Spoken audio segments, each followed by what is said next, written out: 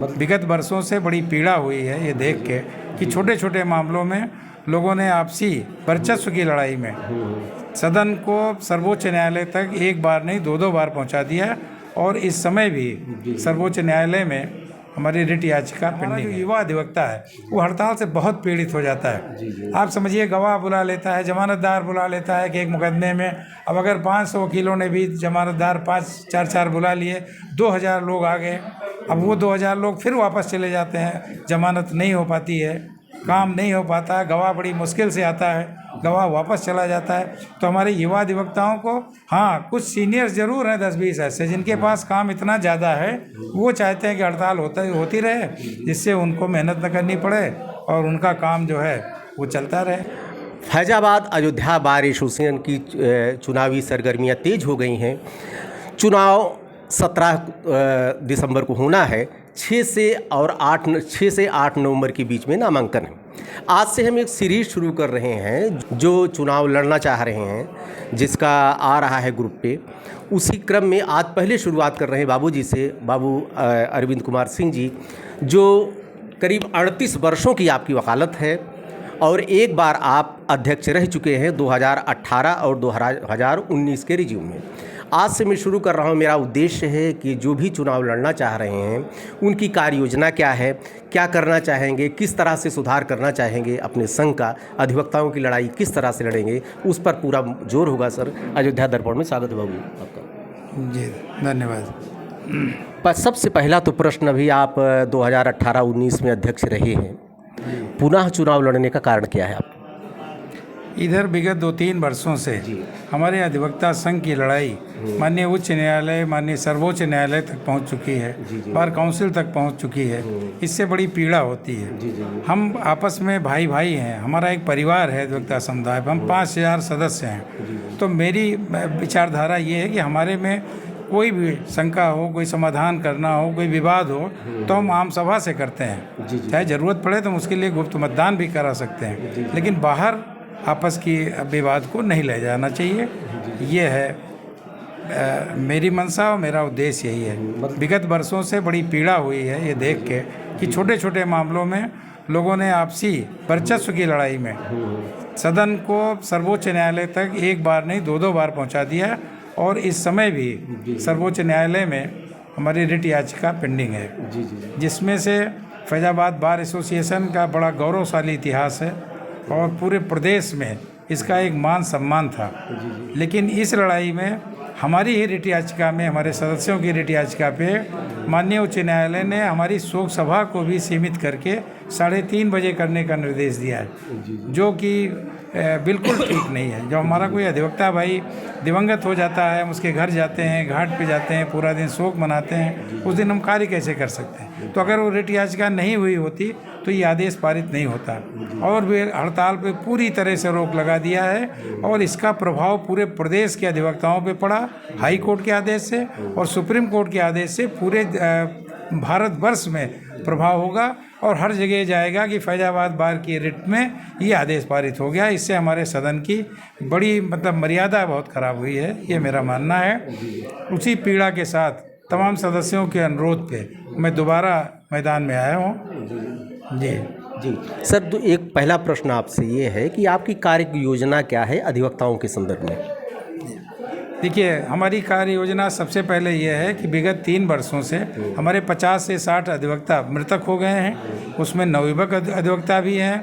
अधिवक्ता के परिवार की उसके न रहने पे क्या स्थिति होती है हम लोग अच्छी तरह जानते हैं। और उन अधिवक्ताओं मृतक आश्रितों को पैसा नहीं दिया गया है। मेरी कार्य योजना ये है कि 13 तक अभी तो जो बाकी हैं उनको अगर मैं जीत गया तो होने की 1 महीने के अंदर सारे जो पात्र अधिवक्ता हैं उनकी धनराशि उनके घर पहुंच जाएगी। मेरा ये विचार है। और जब मैं अध्यक्ष था तो 13 के पहले जो उनकी याचित धनराशि होती थी, जैसे इस समय 5 लाख रुपए है, वो मैं कोशिश करता था कि उनके घर तक, उनके आश्रितों तक पहुंच जाए और वो 13 के पहले पहुंचनी चाहिए।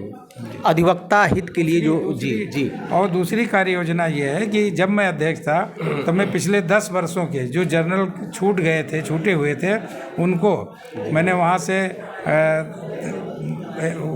किताबें वहाँ इलाहाबाद जाके और कई जगह से कोटेशंस लेके और सारी किताबें लाया, बहुत सारी, और लाइब्रेरी भर गई थी।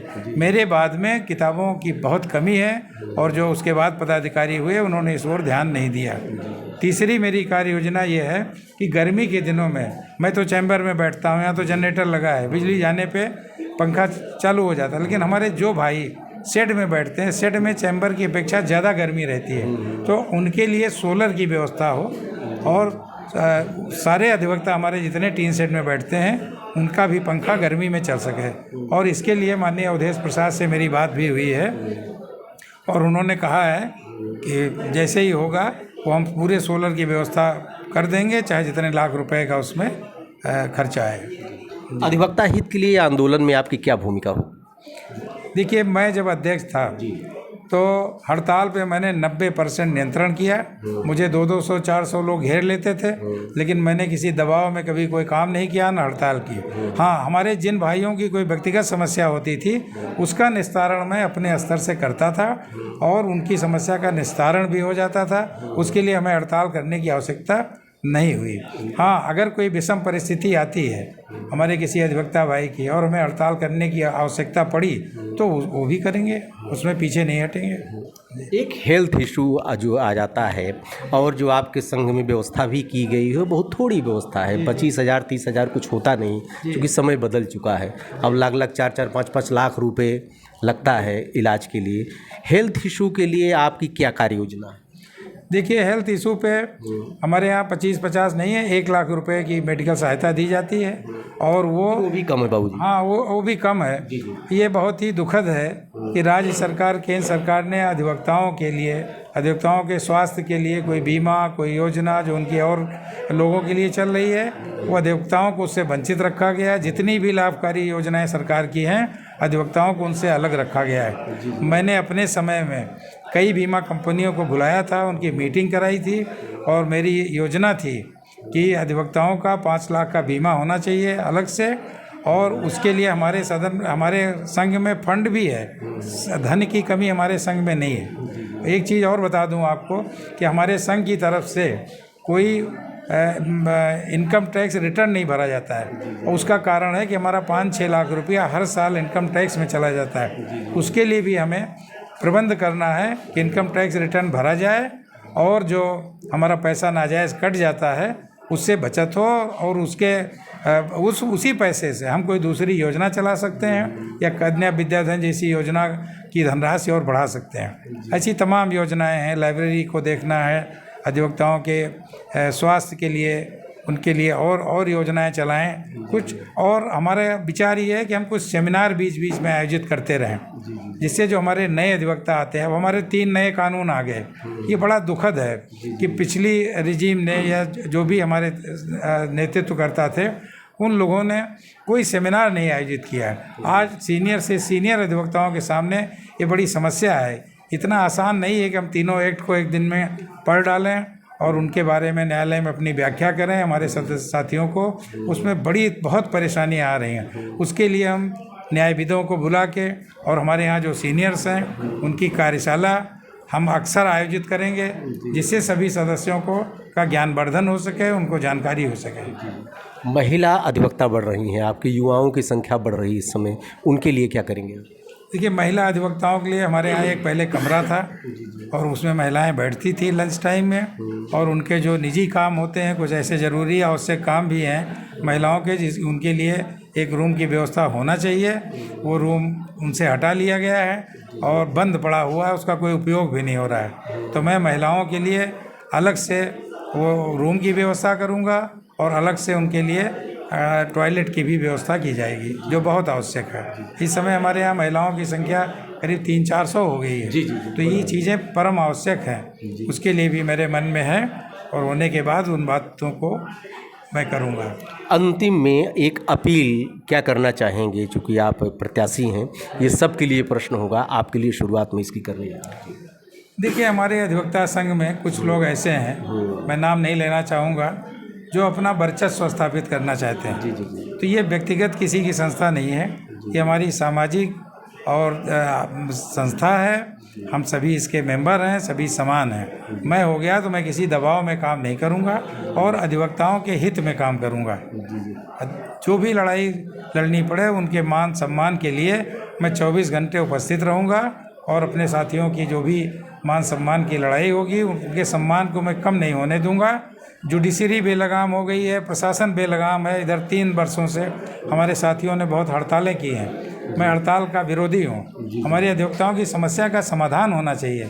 किसी के व्यक्तिगत कार्य के लिए कि साहब किसी को हाई कोर्ट जाना है, किसी के घर में शादी है, इसलिए हम हड़ताल कर दें, हम ऐसी हड़तालों पर रोक लगाएंगे और अधिवक्ता जिससे ज़्यादा काम कर सके। हमारे अधिवक्ता चौरे बाज़ार से, रुदौली से, गोसाईगंज से कितनी दूर से आते हैं और जब हमारे नौजवानों को काम नहीं करने को मिलता है तो उनको आर्थिक और सामाजिक समाज में हम कहीं जाते हैं तो हमें बड़ा बोर होना पड़ता है कि साहब अधिवक्ता हैं तो हड़ताल करते हैं। तो ऐसा नहीं होना चाहिए था। मैंने अपने समय में हड़ताल पे बहुत रोक लगाई थी और हमारे जो एजे थे जस्टिस DK उपाध्याय साहब, उन्होंने 3 लाख की पुस्तकें हमारे बार को गिफ्ट की थी। जबकि उन्होंने कहा हमारे सदन में कि हाई कोर्ट किसी को 5 रुपए की किताबें नहीं देता बार को। अब मैं आपके प्रयास से हड़तालों पर रोक लगी है तो इसलिए मैं ये पुस्तकें दे रहा हूँ जिससे आने वाले लोग भी इसका अनुकरण करें और काम करने में विश्वास करें। हमारा जो युवा अधिवक्ता है वो हड़ताल से बहुत पीड़ित हो जाता है। आप समझिए, गवाह बुला लेता है, जमानतदार बुला लेता है कि एक मुकदमे में अब अगर 500 वकीलों ने भी जमानतदार 4 बुला लिए, 2000 लोग आ गए।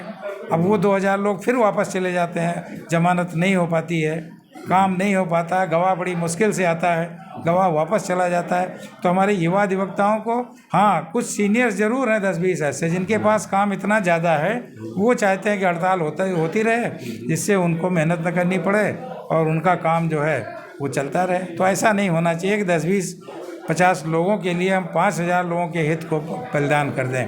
इसलिए हमें आम अधिवक्ताओं का हित देखना है। मैं अपने सभी अधिवक्ता भाइयों से अपील करूंगा कि आपने मेरा पिछला कार्यकाल देखा है, मेरी कार्य प्रणाली देखी है, इसलिए आप मुझे एक मौका और दीजिए और आपको कोई शिकायत नहीं होगी। और आपकी जो मनोभावनाएं हैं, जो आप परिवर्तन चाहते हैं हमारे अधिवक्ता भाई कि हमारे बार में हो, ऐसे सारे परिवर्तन करने का मैं पूरा दृढ़ता से प्रयास करूंगा और मुझे उम्मीद है कि मैं उसमें सफल भी होऊंगा। धन्यवाद सर, अयोध्या दर्पण से। मैं